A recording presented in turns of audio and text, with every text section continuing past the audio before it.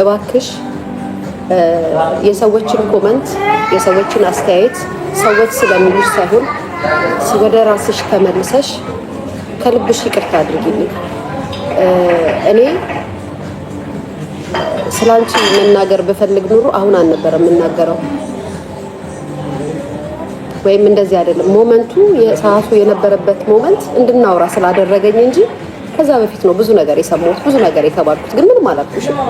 በቃ በሰዓቱ ደግሞ አንቺ መተሽ አላርፋልሽ ሰይፉ ላይ እንደዛ ስትናገሪ ስታወሪ በቃ ላይ ትክክለኛ አይነት ጨዋታ ስትጫወቺ የምናውቃቸውን ነገሮች እንድንከራከርሽና እንድንቃወምሽ አደረገን እንጂ እግዚአብሔር በሚያውቀው ጠልቼሽ ወይ መጥፎ ነገር አስቤ ምናምን አይደለም ነገርኩሽ። ግን እንዳትቀየሚ በቃ ካስቀየምኩሽ ደግሞ በኪዳነ ምሕረት ስም ይቅርታ ጠይቅሻለሁ። አንቺን ነው ለእናታችንም ቢሆን ነፍስ ይማር። በነገራችን ላይ እናትየዋ በጣም የሚያሳዝኑ እናት ናቸው። አንድ ወዳጄ ምን ብሎ ነገር ይመሰላችሁ? እኚህ እናት አይደለም እኛን ኢትዮጵያኖችን ቀርቶ ፈረንጆችን እንኳን ሲያገኙ እንደ ሀበሻ ነው አቅፈው የሚስቡት። ልጄ ብለው ነው የሚያጎርሱት። ከዚህ በፊት አንድ ፈረንጅ ምን እንዳረጓቸው ታውቂያለሽ? ሊያል ልጄ ብለው ቅፍ ሲያረጓት አንገታቸው ላይ ያለውን ሀብል ወርቅ ሰረቀባቸው ብለው ነገሩ። እዛው አሜሪካ ያሉ ሰዎች ናቸው የነገሩ። ውሸት ከሆነ መቼም ውሸት አላወራም። እና እኚህ እናት ሁሉንም የሚያቅፉ እናት ናቸው። ሁላችንንም የሚወዱን እናት ናቸው። በሰዓቱ መነጋገሪያ ርዕስ ሆኑና ተነጋገርንባቸው፣ አወራንባቸው እንጂ ጠልተናቸው። እኔ ሁለት እግዚአብሔር ምስክሬ ነው ለሳቸው በመጨነቄ ምናልባት እኔ እንደናንተ ላላስብ እችላለሁ። እኔ ስለ እናቶች ያ ብዙ ጊዜ ያ እናትን ትጎዳለች ምናምን ትላላችሁ። እኔ እናቴን ሳልጠግባት የተለየው ልጅ የሰውን እናት እንዴት ትጎዳለች? እኔ እኮ እናቶቻችሁ ስታንቀባርሩ ሳይ ነው ደስ የሚል። ሰላም፣ እንዴት ናችሁ? የተወደዳችሁ የእኛ እይታ ቤተሰቦቼ፣ ደህና ነኝ። እንኳን ወደ እኛ እይታ በሰላም መጣችሁ። ለዚህ ቤተሰብ አዲስ የሆናችሁ ሰብስክራይብ በማድረግ ቻናሌን ተቀላቀሉ። ላይክ በማድረግ ደግሞ ሁላችሁም ቪዲዮን ጀምሮ ጋብዛለሁ። ዛሬም እንግዲህ እንደተለመደው የመጣንበት ጉዳይ አለ። ከሰሞኑ ማህበራዊ ሚዲያ ላይ እጅግ በጣም ገኖ ከነበረ ጉዳይ አንዱን መርጠን ለማስተማሪያም ይሆነናል። ስለዚህ እንነጋገርበታለን ማለት ነው። እንግዲህ በትናንትናው ዕለት ሁላችንንም ያሳዘነ ልባችንን የሰበረ አንድ ዜና ሰምተን ነበር። እሱም እንግዲህ በአሜሪካን አገር የሚገኙት የቲክቶከሯ ሀና እናት ህይወታቸው ማለፉን ሰምተናል። ይሄ እንግዲህ በጣም የብዙዎችን ልብ የሰበረ ክስተት ነበር። እንግዲህ አሟሟታቸውም እጅግ በጣም ድንገተኛ በስራ የተነሳ በድካም እንግዲህ የጋዝ ሳያጠፉ የሲሊንደሩን በዛ የተነሳ በድንገተኛ ሁኔታ ነው ማለት ነው የሞቱት በጭስ። በጣም ያሳዝናል ይሄ ክስተት። እውነቱን ለመናገር በጣም ልብ ሰባሪ ክስተት ነው። እንግዲህ ይሄንን መሰረት አድርገን ነው የምንነጋገረው ማለት ነው። በነገራችሁ ላይ ከሀና እናት ሞት ጋር ተያይዞ አብዛኞቹ ሊያሾን ተወቃሽ ሲያደርጓት ነበረ። ሊያሾ ከቀናቶች በፊት ለምን እናትሽን ኩሽና ገብተሽ ታስለፊያለሽ? ለምን እናትሽን ታሰሪያለሽ? ለምን እናትሽን ክትፎ ታስከትፊያለሽ? እንደዚህ የመሳሰለ ነገሮችን እያነሳች ሀናን በጣም ስትወቅሳት ነበረ። ይሄ በተፈጠረ በቀናቶች ውስጥ ነው እንግዲህ እናትየዋ በድንገተኛ ሁኔታ ህይወታቸው ያለፈው እና ከሳቸው ህልፈት ጋር ሊያን እንዴት ነው ተጠያቂ ያደረጉት? ቃላቶችሽ በጣም አዝነውብሻል፣ በጣም ተማረውብሽ ነበር እና እንግዲህ ሊያን ተጠያቂ ሲያደርጓት ነበረ አብዛኞቹ። ያንን በተመለከተ ሊያ እንግዲህ ምን ላይ ሰጥታለች? ሊያ ካለቻቸው ነገሮች መካከል እንግዲህ ሀናን ይቅርታ ጠይቃታለች ማለት ነው። ያው የተናገርኩት ነገር ስህተት የለውም፣ ነገር ግን ካስቀየምኩሽና ልብሽን ከሰበርኩት ይቅርታ አድርጊልኝ ስትል ይቅርታዋን አስተላልፋለች። ያው በሊያ ጉዳይ ብዙዎች ጎራ ለይተው ነው እየተነጋገሩ ያሉት። ዮኒ ማኛ ሌሎችም ማለት ነው ማህበራዊ ሚዲያ ላይ ያሉ ሰዎች እንዳለ ይሄ ጉዳይ እያንዳንዳችን ራሳችንን እንድንመለከት የሚያደርገን ይመስለናል። እኔ በራሴ የታዘብኩት ነገር አለ። ይሄን ነገር እናንተ ከታዘባችሁ አላቅም።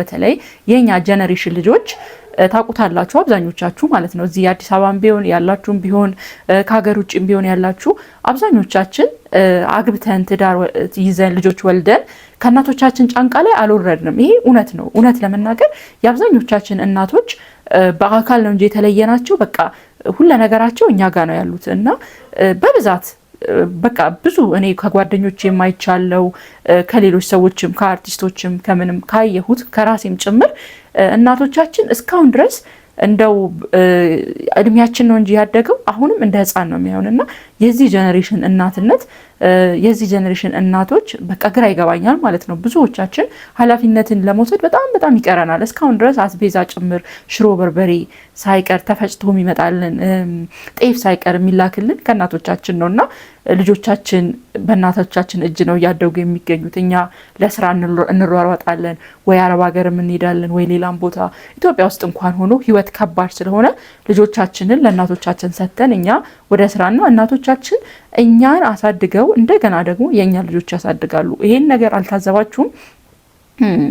አብዛኞቹ የዚህ ዘመን እናቶች ደክመው ነው የሚያርፉት። እውነት ለመናገር እነሱ በፊት እንግዲህ አንዴ ኑሯቸውን ከጀመሩ በቃ አሳራቸውን በልተው መከራቸውን አይተው አብዛኞቹ ነው የምላችሁ።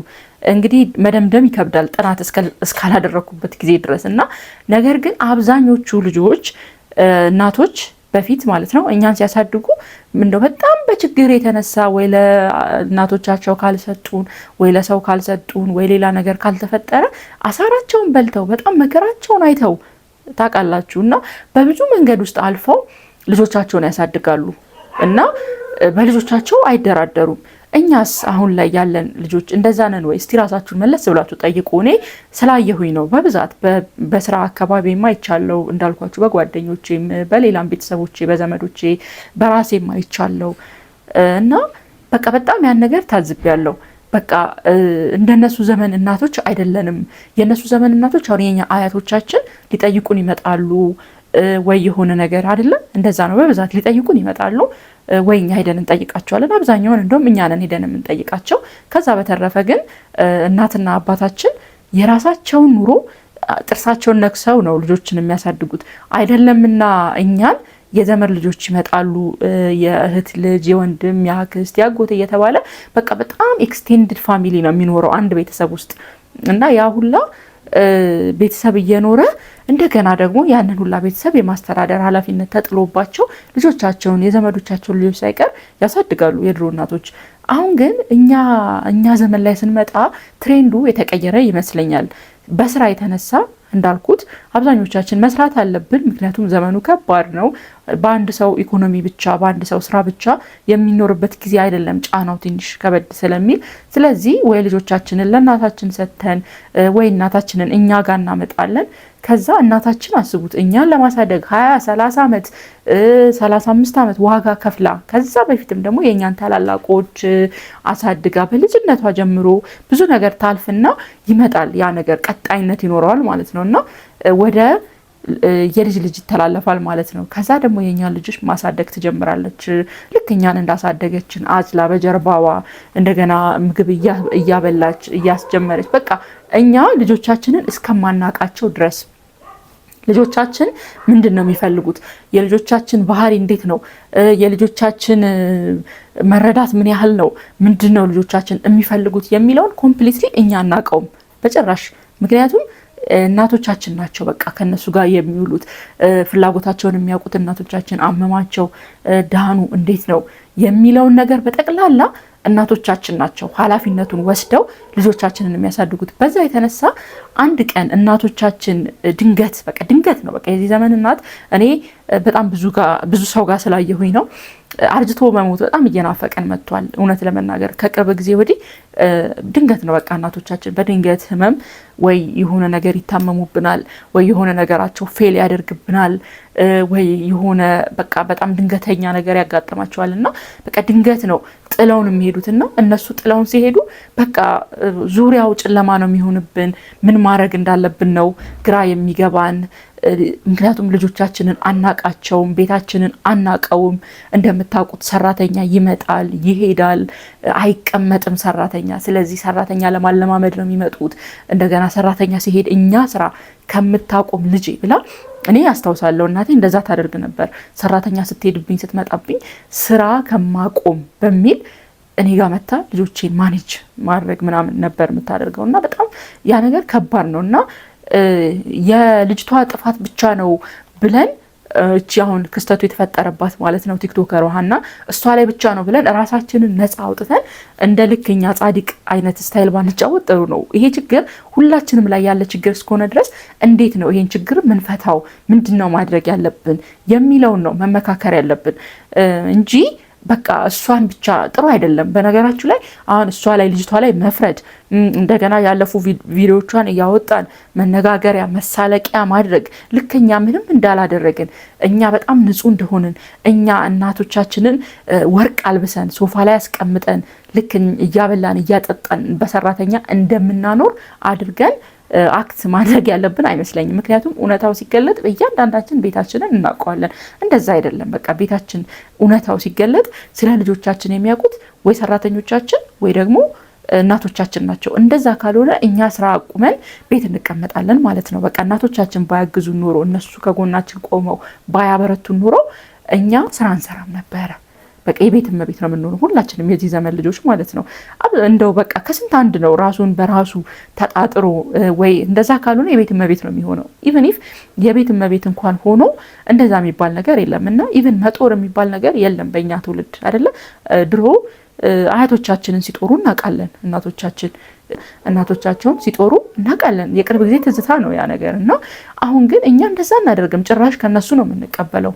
አዎ ከነሱ አንድ ሁለት እያለን ኑሯችንን ለማሟላት አስቤዛ ሳይቀር እዛ ደርሰን ስንመጣ በቃ በጣም ብዙ ነገር ይዘን ቤታችን ጓዳችንን ሞልተን ምናምን እንደዛ ነው እኛ የምናደርገው እና በጣም ይጎዳሉ። በቃ አሁን እኔ ራሴን ራሱ ዞር ብዬ እያሰብኩኝ እቺ የዚች እናት ሞት እኔ ራሴን እንዳስብ አደረገኝና ወይኔ እናቴ ለካ በድዬሻለሁ በቃ በጣም እንደበደልኳት በጣም በቃ ልክ እንዳልነበርኩኝ ተሰማኝና ቀኑ ሙሉ በቃ ሳብሰለስል በጣም ስቆጭ በጣም ስጸጸት ነው ያልኩትኝ። በቃ አየዋትኝ የእሷን እናት የኔ እናት ላይ አየዋትኝና ወይኔ እናቴ ለካ ልክ አልነበርኩም። እኔን አሳድገሻል እንደገና ደግሞ ተመልሰሽ የልጅ ልጆችሽን ማለት መቼ ነው ከአንቺ ጫና ላይ መወርደው? በቃ እኮ ስትሞት ነው ማለት እኮ ነው። እኛ ከእናቶቻችን ጫንቃ ላይ የምንወርደው እናታችን ስትሞት ብቻ ነው እና ያ ቀን ሲመጣ በጣም ይጸጽተናል።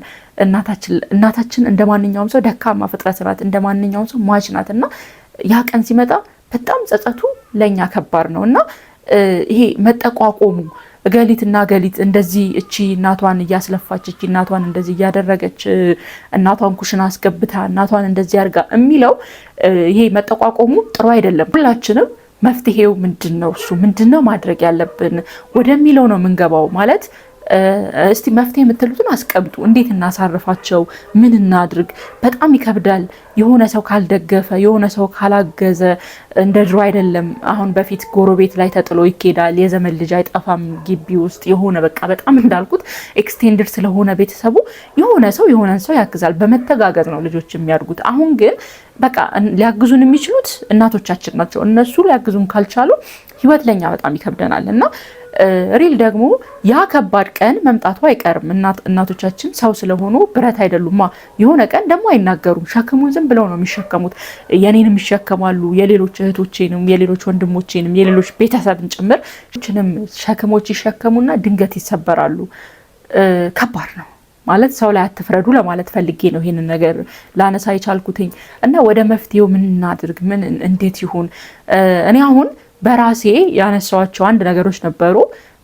ማለት በቃ እናቴ እንዲሁ አየሁኝና በቃ አሳዘነችኝ እንዳልኳችሁ ምን ማድረግ አለብኝ? በቃ የራሴን ሸክም ራሴ መሸከም አለብኝ። ምክንያቱም እነዚህ ልጆች እኔ ነኝ ወደዚህ ምድር ያመጣሁት እና እሷ ለምን ትሰቃያለች? በቃ ማለት ተከብራ ተወዳ ከዛ በኋላ አያቴ ተብላ ነው እንጂ መኖር ያለባት እንደገና መታ ደግሞ ከኔ ልጆች ጋር ስርስር የምትለው ለምንድን ነው ብዬ በቃ ምንም ቢሆን በተአምር ያኔ ልጆች በጣም ትንሽ እያሉ ማለት ነው ሰራተኛ ካሄደችብኝ በቃ እንትን ማድረግ ጀመርኩኝ። ቶሎ ብዬ ዴኬር ሮጬ ምናምን ዴኬር ከዛ እረፍት መሙላት ከዛ በቃ እንደዚህ እያደረግን የሆነ ያንን ነገር እናቴን ላልጎዳ የምችልበት ወይም ደግሞ በቃ ጀስት ስትደውል ራሱ በቃ እንዴት ነሽ ሁሉ ነገር ሰላም ነው ደህና ነኝ ምናምን ከዛ በተረፈ እንደዚህ ሆኛለሁ እኮ እንደዚህ ተቸግሬያለሁ አንቺ ብትመጪልኝ ምናምን እንደውም ልምጣ እንዴ ካልሆነ ወይ ከሄደችብሽ እንደዚህ አይ ችግር የለውም አሁን እኮ እንደዚህ ሆኗል ዴኬር አስገብቻታለሁኝ አይ እንደዚህ በቃ ይሄ መደበቅ ጀመርኩኝ ማለት ነው እውነቱን ለመናገር እና በቃ ከባድ ነው ለብቻ ይከብዳል በጣም ልጆች ማሳደግ ቀላል ነገር አይደለም ግን በቃ ጥርስን ነክሶ ያችን ጊዜ ማሳለፍ ነው። ከዛ በኋላ ጊዜው ካለፈ በኋላ እኮ ትንሽ ጊዜ ነው። ልጆች ትምህርት ቤት ከገቡ በኋላ የተወሰነ ይቀላል አይደለ? የተወሰነ የሆነ በቃ በጣም የሚከብደው ልጆች ትምህርት ቤት እስኪገቡ ያለበት እድሜ ነው። ከዛ በኋላ ልጆችም ራሱ አልጋህን አንጥፍ ብንል ልጆቻችንን ከልጅነታቸው ኃላፊነት ማስለመድ መቻል አለብን። ገና ከትንሽነታቸው በቃ ካልሲያቸውን ማስቀመጥ፣ አልጋቸውን ማንጠፍ፣ የበሉበትን ማንሳት፣ ጠረጴዛውን ማጽዳት፣ በቃ ትንሽ የምንላቸው ስራዎች አሉ አይደለ? እነሱ የሚችሏቸው በዛች ልክ ያቺን ስራ እያስለመድን ወንድም ሆኑ ሴት ልጆች ማለት ነው። ከዛ እነሱ እያደጉ እየለመዱ የኛ አጋሽ ሊሆኑ ይችላሉ ብዬ አስባለሁ እንጂ እናቶቻችን እንደገና መጥተው እነሱ በማረፊያ እድሜያቸው እኛ የነሱ ተጧሪ ነው ማለት ነው እየሆነን ያለ ነው። እና ይሄን ነገር እንደው ከጠቀማችሁ ብዬ ሼር ላደርጋችሁ ብዬ ነው። ሲቀጥል ደግሞ ነገ የሚባል ነገር የለም። በቃ እኔ አሁን ብዙ ሰው ላይ እየታዘብኩ ያለሁት እንደው ከራሴም ጭምር ቆይ ነገ ይሄን አደርግላታለሁ፣ ቆይ ለእናቴ ነገ ስጦታ ገዛላታለሁ፣ ቆይ ለእናቴ ነገ ብር ልክላታለሁ፣ ቆይ እናቴ ነገ አሳክማታለሁ፣ ቆይ እናቴ ነገ ገንዘብ እሰጣታለሁ፣ ነገ አሳርፋታለሁ። ሁሌ እንደዛ ነው በቃ። ምክንያቱም የራሴን ህይወት ስለማስብ የኔ ህይወት በቃ አይሞላም። የሆነ ነገር ስናደርግ አይሞላም አይደለ? ልክ የሆነ ነገር ግን አሁን የመጣልኝ ሀሳብና አሁን የደረስኩበት ውሳኔ ነገ የሚባል ቀጠሮ የለም። በቃ ቀጠሮ የሚባል ነገር የለም። ማድረግ ካለብን በቃ በትንሹም ሊሆን ይችላል። ለምሳሌ የኛ የአንድ ወር የሆነ ነገር ቀርቶ ለነሱ ማድረግ መቻል አለብን። ምክንያቱም እኛ ነገ ያ ነገር ሲመጣ ካደረግን የሆነ የምትጽናኑበት ነገር አለ። ገብቷችኋል? አድርጌያለሁ ምንም ቢሆን በቃ ብላችሁ በተወሰነ መልኩ እንደው ያ እንኳን ባያበረታችሁ ትጽናናላችሁ። ግን በቃ ነገ አደርግላታለሁ፣ እናቴን ነገ አሳርፋታለሁ፣ ነገ አግዛታለሁ ብለን የምንቀጥረው ነገር ቃል የምንገባው ነገር ነገ መቼ እንደሚመጣ ስለማናቅ ያ ምንፈራው ነገር የመጣ ቀን ጸጸቱ በጣም ከባድ ነው እና ወላጆቻችሁን ለመርዳት እናቶቻችሁን፣ አባቶቻችሁን፣ ቤተሰቦቻችሁን ለማገዝ ቀጠሮ ባትቀጥሩ ቀጠሮ የሚባል ነገር አያስፈልግም። በቃ ማለት ማድረግ ካለባችሁ በትንሹ መጀመር እኔ ሲመስለኝ ማለት ነው። ልክ ላልሆን እችላለሁ። እስቲ እናንተ ኮሜንት ላይ ሀሳባችሁን ለግሱኝ።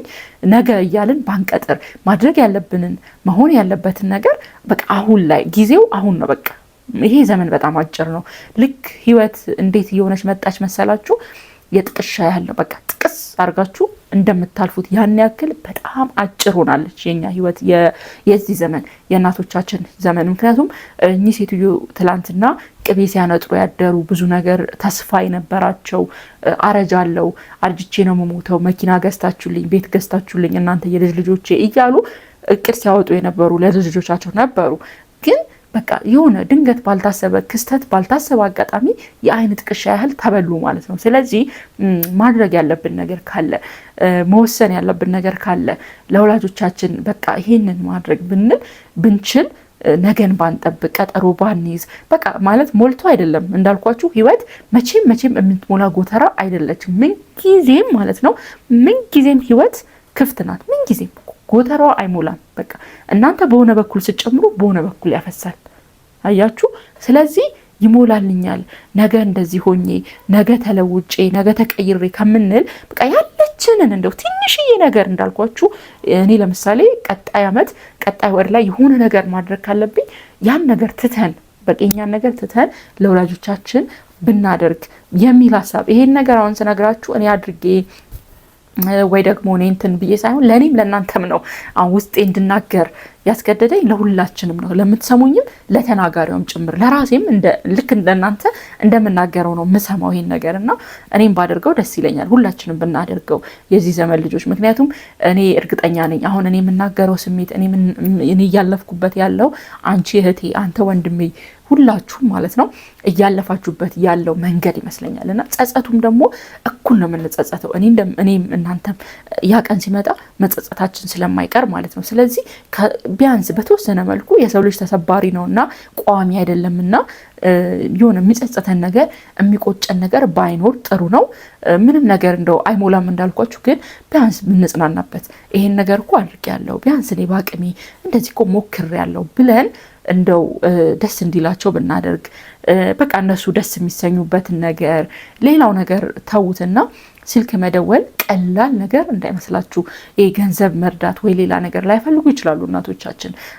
ማለት አብዛኞቹ እናቶች እኛን ጥርሳቸው ነክሰው አሳደጉን እንጂ የራሳቸውን መጦሪያ አዘጋጅተዋልና አብዛኞቹ ያን ያክል የኛ እርዳታ ማያስፈልጋቸውም። እውነቱን ለመናገር ማገዝ ካለብን ያው ደስ እንዲል ስሜቱን እንድንፈጥር ነው እንጂ የምናግዛቸው እኛ በቃ እነሱ ጀስት የሚኖሩበት አጥተው የሚበሉት አጥተው ጎዳና ሊወጡ ምናምን አይደለም እኮ ይሄ የታወቀ ነው። ቢያንስ ደሞዝ ምናምን ይኖራቸዋል። ግን ምንድነው ስልክ መደወል ቢያንስ መጠየቅ ይፈልጋሉ። እማዬ እንዴት ነሽ? ደህና ነሽ ወይ? አባዬ እንዴት ነህ? ደህና ነህ ወይ? እንዴት ነው ህይወት?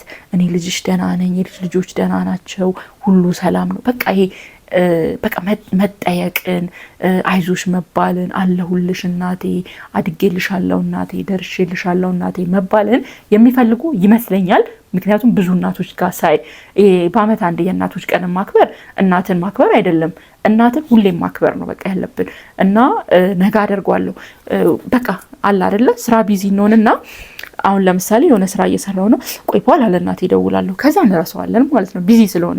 ከዛ ስልካችንን እናስቀምጣለን፣ ወይኔ አልደወልኩም እኮ በቃ በኋላ እደውላለሁ ምናምን፣ ከዛ ይረሳል። እና በጣም የሚገርማችሁ የሆነ ቀን ግን ያ ቀን የሚለዩበት ቀን ሲመጣ ወይኔ እናቴን ሳልጠይቅ ሳልደውልላት፣ እናቴ አመመሽ ወይ? እናቴ ተሻለሽ ወይ?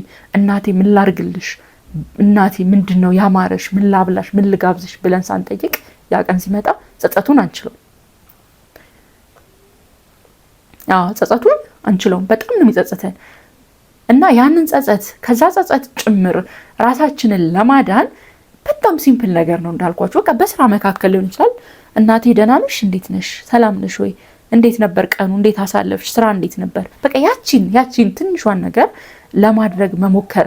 ከዛ እነሱም ይረዱናል። ቢያንስ ደውለንላቸዋል። እንዳልኳችሁ የኛን ገንዘብ ላይ ፈልጉ ስለሚችሉ እናቶቻችን። እና ይሄንን ብናደርግ እኔ ካየሁት ነገርና ከሚሰማኝ ነው የምነግራችሁ፣ አሁን ደጋግሜ የምላችሁ ማለት ነው። እቺን ነገር እንደው ማድረግ ብንችል ጥሩ ነው ብዬ አስባለሁ። እና አሁን እንድረስላቸው። አሁን የራሳችንን ህይወት በተቻለን አቅም በራሳችን ጥርሳችንን ነክሰን ፈጣሪ የሚረዳናል ለማለፍ ሞክር፣ ከሚመጣ ሁሉ ጸጸት ለመዳን ማለት ነው። ነገር ግን አሁን ወደ ዋናው ወደ ሊያ ጉዳይ ስመለስ እንግዲህ ሊያ የተናገረችውም ነገር ልክ ነው። እናቶች ደግሞ በቃ እንዳልኩት በዛኛው ቪዲዮ ላይ ተናግሬያለሁ፣ አይቀመጡም።